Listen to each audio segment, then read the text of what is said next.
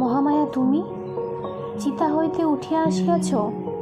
মহামায়া কহিল, হ্যাঁ, আমি তোমার কাছে অঙ্গীকার করিয়াছিলাম তোমার ঘরেই আসিব, সেই অঙ্গীকার পালন করিতে আসিয়াছি।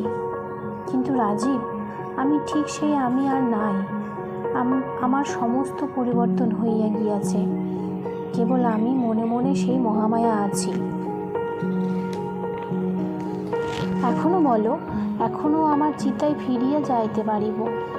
আর যদি প্রতিজ্ঞা করো কখনো আমার ঘোমটা খুলিবে না, আমার মুখ দেখিবে না, তবেই আমি তোমার ঘরে থাকিতে পারিব। রাজীব তাড়াতাড়ি কহিল, তুমি যেমন ইচ্ছা তেমন করিয়া থাকিও। আমাকে ছাড়িয়া গেলে আমি আর বাঁচিব না। মহামায়া কহিল, তবে চলো এক্ষুনি, সাহেব যেখানে বদলি